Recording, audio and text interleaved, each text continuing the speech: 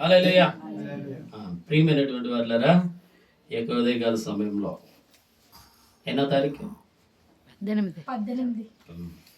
18వ తారీఖు ఈ 3వ ఆదివారం ఆరాధనకు వచ్చినటువంటి మీ అందరికీ ప్రభువైన యేసుక్రీస్తు నామంలో శుభవందనాలు. హల్లెలూయా. దేవుని యొక్క మహాకృప మన అందరి పట్ల విస్తరించబడి ఉంది. కృప మనకు తోడుగా ఉండే కృప ద్వారా మన జీవితంలో మనకు ఎదురయ్యే పరిస్థితులన్నీ కూడా మరుగున పడిపోతాయంట. ఎందుకంటే దేవుని కృప కనుపరచబడుతూ మిగతా వాటన్నిటిని అణిచివేస్తారు. పౌలు గారికి చాలా ఆత్మశక్తిని దేవుడు ఇచ్చాడు. పౌలు గారు యొక్క కర్చీపును తీసుకుని వెళ్ళి పౌలు గారు చెప్తున్న మాటలు కిటికీలో కూర్చొని మేడ మీద కిటికీలో కూర్చొని వింటున్న యువకుడు నిద్రమత్తులో మేడ మీద నుంచి కింద పడి చచ్చిపోతే పౌలు గారు అక్కడ ప్రసంగిస్తూ ప్రసంగం ఆపలేదు. వెంటనే జోబులో నుంచి కర్చీప్ తీసిచ్చి ఇది పట్టుకెళ్ళి వాడి మీద వేయమన్నారు. ఆ కర్చీప్ వాడి మీద వేసేసరికి వాడు వెంటనే బ్రతికి మళ్ళీ వచ్చి కిటికీలో కూర్చొని వాక్యం అంటున్నాడు. హల్లెలూయా. అంత అద్భుతములు చేసే పౌలు గారికి అంట ఒక ముళ్ళు ఉంది. ఏముంది? ముళ్ళు అంటే ముళ్ళు ఎప్పుడైనా గుచ్చుకుందా? ఎప్పుడైనా ముళ్ళు గుచ్చుకుందా? ముళ్ళు అంటే ఆ గుచ్చుకునే ముళ్ళు కాదు. ఆయనకు ఒక భయంకరమైనటువంటి ఆరోగ్యపరమైనటువంటి ఒక సమస్య ఉంది. కొన్ని గ్రంథాల ద్వారా తెలుసుకున్నటువంటి విషయం ఏంటంటే వీప్ మీద ఒక పెద్ద పుండు లాంటిది ఉండేదంట, వచ్చిందంట. రాచపుండు అంటే క్యాన్సర్ లాంటిది. దానివల్ల స్ట్రైట్గా నిలబడలేక కొంచెం ఇలా వంగని నడిచేవాడంట. ఒకరోజు ప్రార్థన చేస్తూ, ప్రభా కచ్చి పెడితే ఆడు బతికిపోయాడు, మరి అంత శక్తిని ఇచ్చావు కదా, మరి నాకున్న దీన్ని కూడా తొలగించు ప్రభా అన్నాడంట. ఏది ఈ బాధను కూడా ఈ కష్టాన్ని కూడా తొలగించు ప్రభా అని ప్రభుకి ప్రార్థన చేస్తే ప్రభు అన్నాడంట, నా కృప నీకు చాలు, నా కృప నీకు చాలు. దాని మీద ఎందుకు దృష్టి పెడతావు? దాని మీద ఎందుకు దృష్టి పెడుతున్నావు? నేను నా కృపను ఇచ్చాను కదా, నా కృప మీద దృష్టి పెట్టు. దేని మీద దృష్టి పెట్టాలి? దేవుడు చెప్తున్నాడు, నా కృప నీకు చాలు. My grace is sufficient for you. నా కృప నీకు చాలు. నా కృప మీద దృష్టి పెట్టు, సమస్య మీద కాదు దృష్టి పెట్టవలసింది అని దేవుడు చెప్పేసరికి పౌలు గారు సిగ్గుపడి ఇంకెప్పుడు కూడా ప్రభువా నాకున్న ఈ పుండును ఈ బాధను తీసివేసే తొలగించే అని ఎప్పుడు ప్రార్థన చేయలేదంట. చూడండి, చాలాసార్లు మనం మనకున్న బాధల మీదే దృష్టి పెడతా ఉంటాం, మనకున్న ఇబ్బందుల మీదే దృష్టి పెడతా ఉంటాం. చిన్న ఇబ్బందులు కూడా భూతద్దంలో చూసి ఇదేమైపోతుందో ఏంటో ఎంత పెద్దగా చేసేసుకుంటూ ఉంటాం. కానీ దేవుడు మన మీద మన పట్ల ఎప్పుడు కృపను విస్తరింప చేస్తున్నాడు అనేటువంటి విషయం మనం జ్ఞాపకం చేసుకుంటే అవన్నీ ఎన్నదగినవి కావు. హల్లెలూయా. అవేమి ఏ కష్టము కూడా ఎన్నదగినది కాదు. ఏ కష్టము కూడా లెక్కించబడేది కాదు. దేవుని కృప మనకు తోడుగా మనకు సరిపడినంతగా ఉంటుంది. కాబట్టి ఏది మన మీద జయము పొందనే. హల్లెలూయా. చూడండి, ఇశ్రాయేలీయులు ప్రయాణం చేస్తున్నారు. వారికి ఎర్ర సముద్రం అడ్డొచ్చింది. ఎర్ర సముద్రం అడ్డొచ్చి నిలబడిపోయారు. ఇప్పుడు ఎర్ర సముద్రం దాటాలి, సముద్రం దాటాలి అంటే చాలా కష్టమైన పనే కదా. ఇప్పుడు అవుతుందా? ఎలాగా? ఏం చేయాలి? వారిలో ఒక భయం ఉంది, వారిలో ఒక పిరికితనం ఉంది. వారు ఇంక అనుకున్నారు, ఈ రోజుతో మా పరిస్థితులు, మా పని అయిపోయింది అంతే ఇంకా అనుకున్నారు. కానీ మోషేకి ఒక్కడికే తెలుసు, మోషేకి ఒక్కడికే తెలుసు ఏమని? దేవుడు సర్వశక్తిమంతుడు, ఆయన కృప తోడుగా ఉంది అని. హల్లెలూయా. దేవుడు సర్వశక్తిమంతుడు, ఆయన కృప తోడుగా ఉంది. సముద్రము కాదు కదా, ఇటువంటివి 7 సముద్రాలు అడ్డొచ్చినా ఏమీ చేయలేదన్న. వాళ్ళందరినీ ధైర్యపరిచాడు. అయినా కానీ వాళ్ళు గలిబిల్లోనే ఉన్నారు.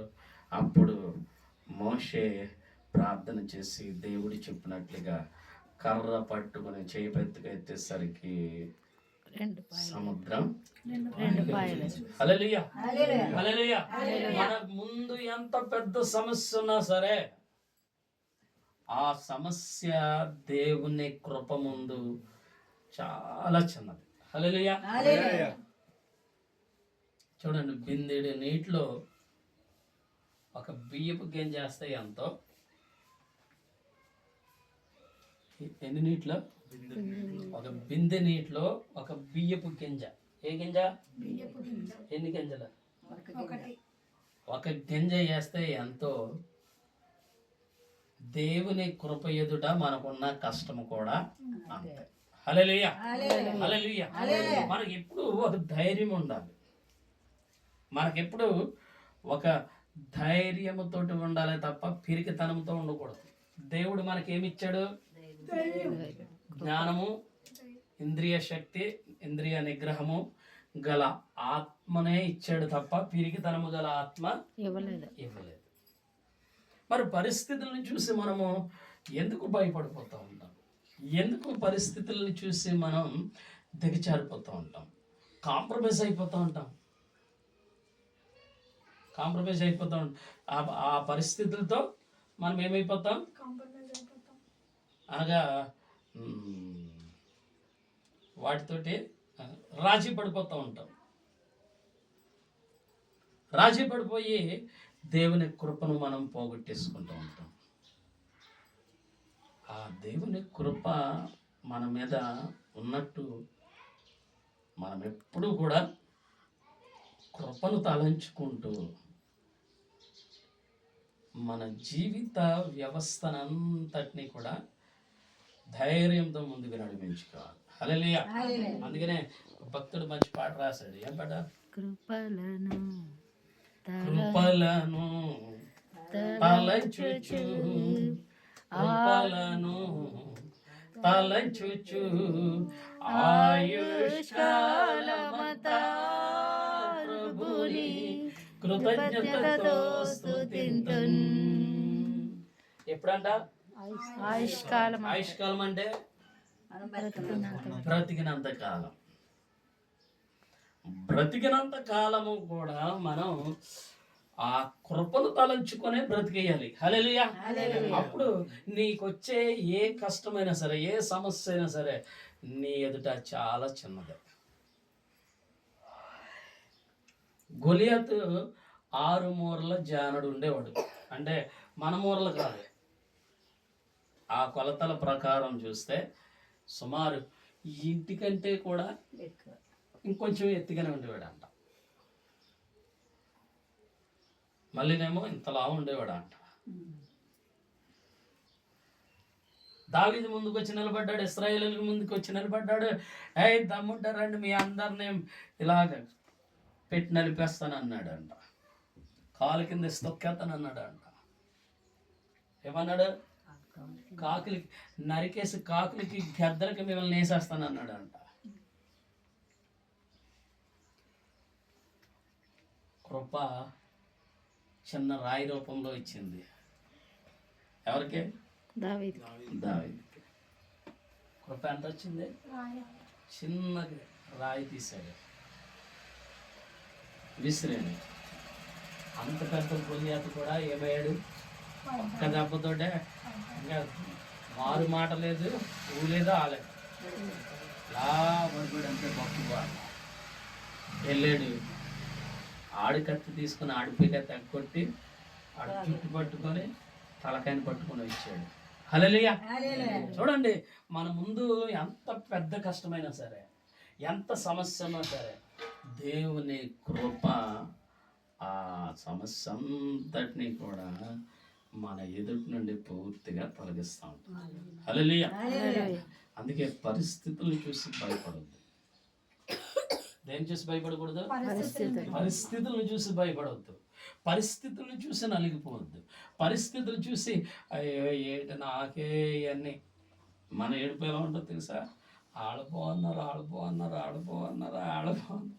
అందరూ బాగున్నారు, నేనే ఎలాగైపోయినండి రా బాబు, నాకే ఎందుకు వచ్చింది, వాళ్ళకి వచ్చిన బాగుండు అనుకుంటా ఉంటాం. ఆ ఆలోచన ఎప్పుడైతే వస్తుందో అప్పుడు మరెక్కువ కష్టం పెరిగిపోతూ ఉంటుంది. ఆ ఆలోచన వచ్చినప్పుడు నీకు ఒకటే ఉండాలి,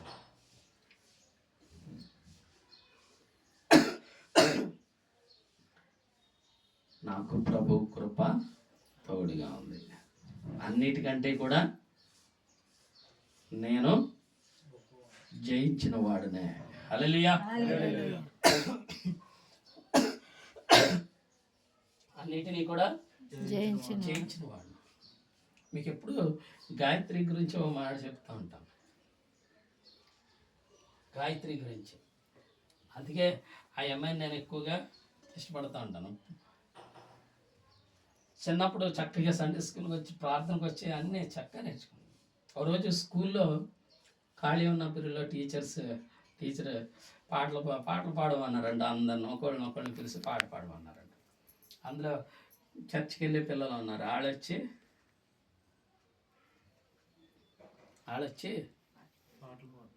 అందరూ పాడారంట, ఒక్కొక్కరు. చర్చికి వెళ్ళి పిల్లలు వచ్చి సినిమా పాటలు పాడారు. ఈ పిల్ల వెళ్ళి యుద్ధము యెహోవా, అసలు ఎంత ధైర్యం ఆ పిల్లకి. అసలు ఒకసారి మనం బాగా ఆలోచిస్తే, అంతమంది మధ్యలో ఆ పిల్ల లేచి యుద్ధము యెహోవాదని పాట పాడింది అంటే ఆ అమ్మాయి మెంటాలిటీ, ఆ అమ్మాయికి ఉన్న ధైర్యం ఎంత అద్భుతమో ఒకసారి మనం ఆలోచించాలి. అలాగ ఆలోచిస్తే అందుకే ఆ అమ్మాయిని ఎక్కువగా నేను ఇష్టపడతా ఉంటాను. ఎగ్జామ్ రాసిందంట, మర్చిపోయింది. ఎగ్జామ్ రాస్తుంది, అందరూ రాసేసారు, అందరూ రాసి ఖాళీగా ఉన్నారు, ఇది రాయకుండా ఖాళీగా ఉంది. ఇంకా అరగంటలో అయిపోద్దాంగా అప్పుడు గుర్తొచ్చిందంట, ప్రార్థన చేసుకుంటే దేవుడు ఏదైనా చేస్తాడు అనేసి. అంత ఆ స్కూల్లో ఎగ్జామ్ హాల్లో టీచర్ ఉండగా, పిల్లలందరూ ఉండగా కళ్ళు మూసుకొని ప్రార్థన చేసిందంట. టీచర్ వచ్చి పిలిచిందంట, ఏం చేస్తున్నా అన్నా సరే కళ్ళు తెరవలేదంట. తెరవకుండా ప్రార్థన చేసుకుందంట. ఆ తర్వాత కళ్ళు తెరిచి పెన్ను పట్టుకుని స్టార్ట్ చేసిందంట. కళ్ళు తెరిచాక టీచర్ వచ్చి ఏం చేస్తున్నా, కళ్ళు మూసుకొని ప్రార్థన చేస్తున్నామంటే అన్నదంట. అంతే, పట్టుకొని రాసింది, క్లాస్ ఫస్ట్ వచ్చింది. హల్లెలూయా. అంత అద్భుతం. మనం ఎప్పుడు కూడా మనకున్న దాని మీద దృష్టి పెట్టద్దు, మనతో ఉన్నవాడి మీద దృష్టి పెట్టాలి. హల్లెలూయా. మనతో ఎవరున్నారు?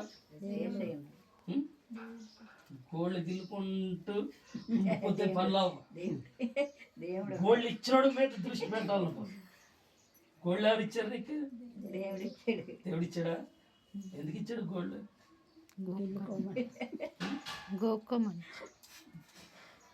ఎందుక నువ్వు రోజు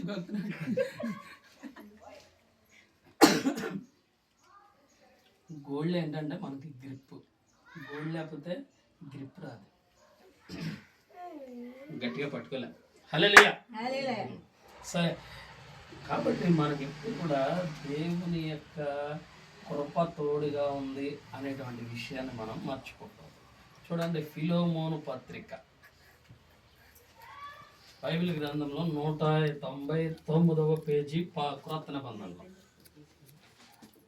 ఇక పేజీ నెంబర్లు చెప్పే అలవాటును తగ్గించేస్తాను. మీరు 199వ పేజీ పాత నిబంధన, లాస్ట్ ఫిలోమోను పత్రిక. ఫిలోమోను పత్రికలో పాత నిబంధన అదే కదా. ఫిలోమోను పత్రికలో ఒకే ఒక అధ్యాయం ఉంటుంది. నేను బైబిల్ ట్రైనింగ్ చేసినప్పుడు వినాలి. నేను బైబిల్ ట్రైనింగ్ చేసినప్పుడు మాకు వచ్చిన లెక్చరర్ మమ్మల్ని అందరినీ క్వశ్చన్లు అడుగుతున్నారు, ఆన్సర్ చెప్పమని నన్ను అడిగారు. ఫిలోమోను పత్రికలో ఎన్ని అధ్యాయాలు ఉన్నాయన్న, ఫిలోమోను పత్రికలో ఎన్ని అధ్యాయాలు ఉన్నాయి అని అడిగారు. అడిగితే నేను 4 అనుకుంటే చెప్పాను. 4 అధ్యాయాలు ఉన్నాయన్న. ఆయన అన్నాడు, అర్జెంటుగా నువ్వు బైబిల్ తీసి ఉన్నాయో చూసి రేపు వచ్చేసరికి 1000 సార్లు రాసుకురాను. ఎన్నిసార్లు? ఏమని రాసింది తెలుసా? ఫిలోమోను పత్రికలో ఒక అధ్యాయం మాత్రమే ఉంది. ఫిలోమోను పత్రికలో ఒక అధ్యాయమే ఉంది. ఫిలోమోను పత్రికలో ఒక అధ్యాయం 1000 సార్లు రాసి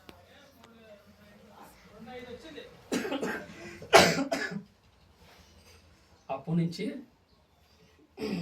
బాగా గుర్తుంది. ఇప్పుడు ఫిలోమోను పత్రికనే పౌలు గారు ఫిలోమోను అనేటువంటి ఒక శిష్యుడికి రాసిన పత్రిక. ఎవరికి రాశారు? శిష్యుడికి. యేసుక్రీస్తు శిష్యుడికి ఫిలోమోను పత్రికను పౌలు గారు రాశారు. ఫిలోమోను అంటే అర్థం ఏంటంటే ప్రేమించేవాడు. ఏంటంట? ప్రేమించేవాడు అంటే ప్రేమ కలిగిన వాడు, ఎదుటి వారి మీద ప్రేమ చూపించే వ్యక్తి అని అర్థం. ఈ ఫిలోమోనుకి వ్రాయడానికి గల కారణం మనం ఒకసారి జ్ఞాపకం చేసుకుంటే, ఒకసారి ఇక్కడ అధ్యాయంలో 1వ అధ్యాయం కదా, అధ్యాయంలో చూడు 2వ వచనం, మన సహోదరి అయిన అప్పియాకును తోడి యోధుడైన అర్ఘిప్పునకును నీ ఎంట ఉన్న సంగమునకును శుభమని చెప్పి వ్రాయినది. మన తండ్రి అయిన దేవుని నుండి ప్రభువైన యేసుక్రీస్తు నుండి కృపయు సమాధానమును మీకు కలుగును గాక. హల్లెలూయా. ఈ ఫిలోమోనుకి ఒక భార్య, ఒక కుమారుడు కూడా ఉన్నారు. భార్య పేరు ఏం పేరు? అఫియా. విక్టోరియా పేరు అప్పయ్యమ్మ. తెలుసా మీకు? అప్పయ్యమ్మ. ఈవిడ పేరు ఏం పేరు? అప్పియా. అలా కొడుకున్నాడు. కొడుకు పేరు ఏం పేరు?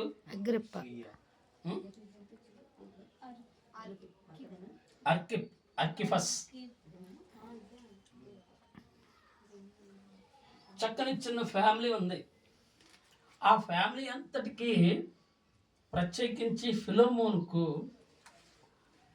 పౌలు గారు ఒక పత్రిక రాస్తూ, ఆ పత్రికలో ఒక శుభవచనం తెలియపరుస్తూ, ప్రభువైన యేసుక్రీస్తు కృపయు సమాధానము నీకు కలుగును గాక అని రాశాడు.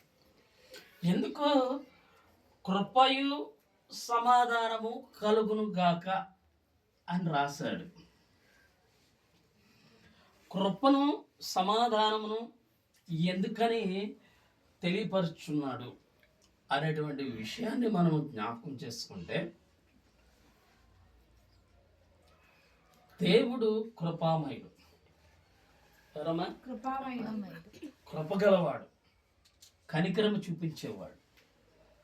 ఆయన ప్రేమ, కనికరం, కృప మన పట్ల అత్యధికముగా ఉంది కాబట్టే మనం కృప ద్వారా రక్షించబడ్డాం. రక్షించబడే ప్రతి ఒక్కరు ఎలా రక్షించబడుతున్నారు? కృప ద్వారా.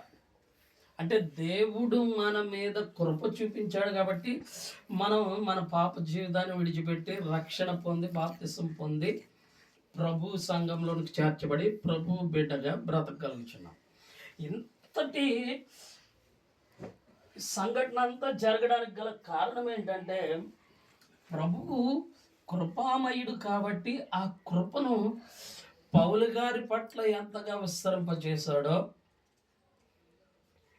ఆయన కృపకు పాత్రులు అయ్యేటువంటి ప్రతి ఒక్కరి మీద ఆయన ఆ కృపను చూపిస్తూనే ఉంటాడు. హల్లెలూయా. ఈరోజు నీవు నేను ఆ కృపకు పాత్రులు. ఈరోజు నీకు నాకు ఆ కృప ఉంది, దేవుని కృప. ఈరోజు మనందరికీ ఆ కృపను దేవుడు విస్తరింపచేశాడు కాబట్టి మనం ఎప్పుడు కూడా ధైర్యంతో ఎన్ని పరిస్థితులు ఉన్నా సరే, హెబ్రీయులకు రాసిన పత్రికలో చెప్తూ ఉంటాడు, ధైర్యంతో కృపాసనమున వద్దకు రాగలుగుచున్నాం. హల్లెలూయా. కృపాసనము అంటే కృపగల దేవుడు ఆసీనుడుగా ఉన్నటువంటి ఆయన పాదపీఠము. ఆయన పాదపీఠము దగ్గర మనము ధైర్యముతో ప్రార్థించగలిగిన భాగ్యం దేవుడు మనకి ఇస్తున్నాడు. హల్లెలూయా. ఆ కృప కలిగిన ధైర్యం ఈరోజు మనము మన జీవితంలో ఉపయోగించుకోవాలి. ఆ కృపను మనము ఉపయోగించుకున్నప్పుడే ఆ కృప మన జీవితంలో అద్భుతాలు చేస్తూ, ఆ కృప మన జీవితంలో స్వస్థత కార్యాలు చేస్తూ, ఆ కృప మన జీవితంలో ఆశ్చర్య కార్యాలు చేస్తూ, ఆ కృప మనల్ని ఆశీర్వాదంలోకి తీసుకువెళ్తాడు. హల్లెలూయా. ఆ కృప మనల్ని దీవెనలకు పాత్రలుగా చేస్తుంది. ఆ కృప ఈ లోకాన్ని జయించినట్లుగా మనకు అనుగ్రహించబడతా ఉంటుంది. హల్లెలూయా. కాబట్టి ప్రియమైనటువంటి వాళ్ళరా, రక్షించబడిన నీవు నేను ఎప్పుడు ఏ విషయంలోనూ తొందరపాటు పడకూడదు. మొట్టమొదటిగా తొందరపడకూడదు. తొందరపడి పరిస్థితులకు రాజీ అవ్వద్దు. తొందరపడి పరిస్థితులకు రాజీ పడితే కృప మనకు దూరంగా జరుగుతూ ఉంటుంది. రెండవది, పరిస్థితులు ఏది సంభవించినా, నీ పరిస్థితులు ఎంతటి భయంకరమైనవైనా సరే, ప్రభు పాద సన్నిధిలో ప్రార్థించే అలవాటును కలిగి ఉండాలి. ఏ అలవాటు కలిగి ఉండాలి? ప్రార్థించే అలవాటు. ఏమని ప్రార్థించాలి? మొట్టమొదటిగా ప్రభు దగ్గర మనము చేసిన, తెలిసి తెలియక చేసిన పనులను క్షమించమని క్షమాపణ కోరుకొని, ప్రభువా నీ కృప నాకు దయచేయి, ప్రభువా నీ కృప నా పట్ల విస్తరింపచేయి. అప్పుడు ప్రభు కృపను విస్తరింపచేస్తే మనకున్న పరిస్థితి ఏదైనా సరే, కృప రాగానే మన పరిస్థితులు మాయమైపోతూ ఉంటాయి. హల్లెలూయా. కృప వస్తే ఏమవుద్ది? మన పరిస్థితులు మాయమైపోతాయి. ఫస్ట్ ఏం చెప్పా? ఏ విషయంలోనూ తొందర పడకూడదు, తొందరపడి రాజీ పడకూడదు. రెండవది, పరిస్థితి ఏదైనా సరే ప్రార్థన చేయాలి. మూడవ మాట చెప్తాను, ముగించేస్తాను. ప్రతి సందర్భంలో దేవునికి స్తుతులు చెల్లించాలి. ఏం చేయాలి? ఏం చేయాలి? దేవుణ్ణి స్తుతించాలి. ఏం చేయాలమ్మా? ఎలాగా చెప్పమ్మా? ఎలా చెప్తా? వెళ్ళి దేవా నీకు థ్యాంక్స్ అన్నా, లేకపోతే సెల్ తీసుకొని దేవానికి థ్యాంక్స్ అని టైప్ చేసి మెసేజ్ పంపుతుందా? మనం తగ్గించుకొని అలా ఏం చేస్తా? మనం మన హృదయంలో నుండి, మన మనసులో నుండి ప్రభువుని ఎప్పుడు కూడా మన భాషలో చెప్పాలంటే పొగడడం, హల్లెలూయా హల్లెలూయా స్తోత్రం. మన భాషలో చెప్పాలంటే పొగడడం. దావీదు అంత గొప్పవాడు అవడానికి గల కారణం తెలుసా? దేవుని స్తుతించు, దేవుని నిత్యం స్తుతిస్తూ ఉన్నాడు. దేవుడి నిత్యం ఆరాధిస్తూ దేవుని విశ్వాసం పాట కదా. దావీదు చదువు సంజలు లేవు, దావీదికి చదువుకోలేదు. వాళ్ళ అన్నయ్యలు అందరూ చదువుకున్నారు, రాజు దగ్గర ఆర్మీలో జాబులు చేస్తున్నారు. దావీదు వాళ్ళ నాన్న యెషయా ఏం చేశాడంటే వాళ్ళకున్న గొర్రెలు అన్నిటిని అందరూ చదివేస్తే ఎలాగా ఇట్లన్నారు కాస్తారని చెప్పి దావీదుని చిన్నోడు అందరికన్నా, అరే నువ్వు వెళ్ళి ఇచ్చి కాసుకొచ్చారా అన్నాడు. గొర్రెల్ని కాసుకొచ్చేయమన్నాడు. అరే నీకు వచ్చా గొర్రెలు గైడ్ రాదు, గొర్రెలు కాసుకొచ్చేయమన్నాడు. గొర్రెలు కాసేవాళ్ళు ఎక్కడ కాస్తారా? మా ఇంటి పక్కన కాస్తారా? కొండల్లోనూ లోయల్లోనూ ఎక్కడైతే దూరంగా మేటలు ఎక్కడైతే మేత ఉంటుందో అక్కడ తోలుకెళ్తారు. కొండల దగ్గరికి తోలుకెళ్ళాడు. అక్కడ మనుషులు ఎవరో ఎక్కువ ఉండరు. రాత్రులు కూడా అక్కడే ఉండేవాడు, ఒంటరిగా ఉండేవాడు. మాట్లాడడానికి ఊసులు వేసుకోవడానికి చేత ఎవరు లేరు.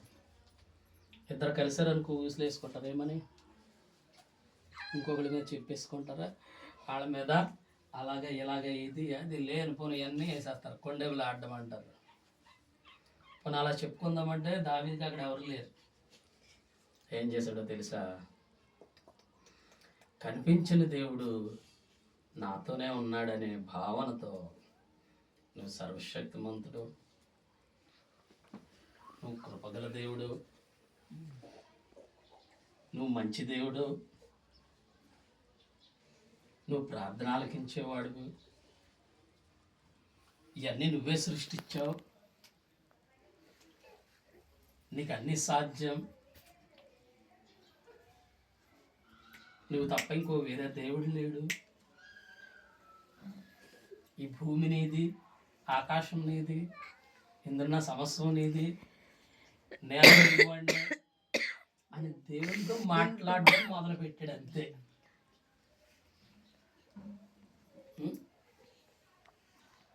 ఎవరితో మాట్లాడడం? దేవుడితో మాట్లాడటం. సునంద మీరు చాలా మంచిది. అవసరమైతే నువ్వు కడుపులోంచి తీసి పెట్టేస్తావు.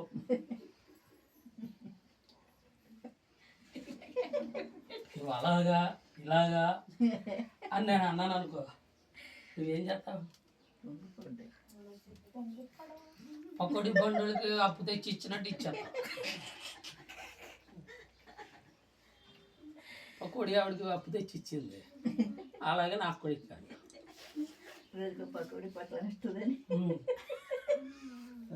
ఇప్పుడు దేవుడు ఏం చేశాడు తెలుసా? సునంద ఏమో అప్పు తెచ్చి ఇచ్చింది, కానీ దేవుడికి అప్పు తేవలసిన పని లేదు. ఉన్నాయన్నీ ఇచ్చేస్తాం. నాయన దేవుడు అలా పొగిడేసరికి, దేవుడిని పొగిడేసరికి దేవుడు ఏమయ్యాడు? అబ్బా రే దావీదు నువ్వు ఎక్కడ నడు, నేను సింహాసనం కూర్చోబెడుతున్నాడు అని తీసుకెళ్ళి ఏం చేశాడు? సింహాసనం మీకు ఇచ్చేసాడు. అంతా అయిపోయింది. రాజుని చేసి పడేశాడు. మన పరిస్థితులు మారాలి అంటే దేవుణ్ణి స్తుతించాలి. హల్లెలూయా. ఏం చేయాలరా? దేవుణ్ణి. నిన్ను కూడా తీసుకెళ్ళి మినిస్టర్ని చేసేస్తాడు దేవుడు. హల్లెలూయా. లేదా నిన్ను తీసుకెళ్ళి కలెక్టర్ని చేసేస్తాడు దేవుడు. హల్లెలూయా. రేపు మన దగ్గరికి కలెక్టర్ గారు వస్తారు. నేనేనా నువ్వు కాదురా ఆయన, నేనైనా అడుగుతాడు. నువ్వు కాదురా బాబు, నిజమైన కలెక్టర్ రిటైర్డ్ అయిపోయాడు ఆయన, కలెక్టర్ గారు రేపు పొద్దున్న వస్తారు. ఎక్కడ కాదు రేపు చెప్తాను దాన్ని నాకు. మా ఇంటి దగ్గర లేదు. చూడండి, మనము దేవుణ్ణి స్తుతిస్తే మన పరిస్థితులన్నీ మార్చేస్తాడు దేవుడు. మనం ఎలాగా సపోజ్ జాన్ మార్క్ కొన్ని అలవాటు ఉందనుకో, అలా బామ్మర్ది వచ్చి గౌరీ శంకర బావా అలాగే బావా ఇలాగ బావా, మైండ్ ఫ్రెష్గా లేదు, జాగ్రత్తగా చెల్లించేస్తాడు. నాకు మైండ్ కొద్దిగా బాగాలేదు బావా అన్నాడు అనుకో, అలా అందరికి ఎవరికో ఫోన్ చేస్తాడు. ఈయన దగ్గర డబ్బులు లేకపోతే ఏం చేస్తాడు, అలా అందరికి ఎవరికో ఫోన్ చేస్తాడు, లేకపోతే నిన్ను పొగుడుతాడు. అప్పుడు వచ్చి మామూలు కాదు. ఈ అబ్బాయినేమో ఆడ బామర్ది పొగిడాడు, ఇప్పుడు ఈ అబ్బాయి వెళ్ళి ఆడ ఆవిడని పొగుడుతాడు. ఇప్పుడు ఆడ ఆవిడ ఏం చేద్దే ఊరుకుంటుందా, మొలక చెట్టు ఎక్కి తీసేస్తుంది. ఈ అబ్బాయి ఏం చేస్తాడు, అప్పు చేసి ఆడ ఆడ బామర్దికి పప్పు కూడా పెడతాడు. మనమే లొంగిపోతూ ఉంటాం. అదేదో దేవుణ్ణి పొగిడితే మన జీవితం సెటిల్ అయిపోతుంది. హల్లెలూయా. మన పరిస్థితులు మారిపోతాయి. హల్లెలూయా. మన అన్నీ కూడా తక్కువ స్థితి నుంచి గొప్ప స్థితికి వస్తుంది. హల్లెలూయా. హల్లెలూయా. అందుకే ఎప్పుడు కూడా మనం ఎప్పుడు ఎలా ఉండాలి, ఎలా ఉండకూడదు, ఎలా ఉండాలి, ఇలా ఉండాలి, ఎలా ఉండాలి, ఇలా ఉండాలి. ఇచ్చేవారుగా ఉండాలి. ఇలా ఎలాగన్నామనుకో తీసుకు మనం చూసే నాయన వస్తుంది, ఏ అడుగుతుందో ఏంటో ఇప్పుడు అని అనుకుంటా ఉంటాం. అనుకుంటారా ఎప్పుడైనా? మేము కొంతమందిని చూసి అనుకుంటాను, నాయన నేను ఎందుకు పోయి 60 అయిపోతున్నా అనుకుంటా. అందుకే నేను త్వరగా ఎవరికే అప్పు కాదు రూపాయి ఇవ్వను, ఎవరికైనా ఇవ్వను. ఎప్పుడు ఏం చేస్తాను తెలుసా, ఇవ్వనా ఇలాగిస్తాను. ఏంటి ఇలాగిస్తే కావలసినంత వస్తుంది, ఇలాగిస్తే అనుకునేదంతా 10, 20, 100 వస్తుంది. అంతే, ఆమె నుంచి రాదు నా దగ్గర నుంచి. దేవుణ్ణి స్తుతిస్తే మన పరిస్థితులన్నీ మారుతాయి, అది ఎటువంటి పరిస్థితి అయినా సరే. కాబట్టి కృపగల దేవుడు మన పట్ల కృప విస్తరిస్తున్నాడు. గడియారం లేదు కాబట్టి ఎంత అయిందో తెలియదు. 12 తక్కువ అయిపోయింది. కాబట్టి మనం ఎలా ఉండాలి, మొట్టమొదటిగా తొందరపడి రాజీ పడకూడదు, రెండవది ప్రార్థించాలి, మూడవది స్తుతులు అర్పించాలి, దేవుణ్ణి పొగడాలి. స్తుతించు. ఈ 3 చేస్తే ఆ కృప మన పట్ల మహా అద్భుత కార్యాలు చేస్తుంది. ప్రార్థన చేసుకుందాం. యేసయ్య మీకు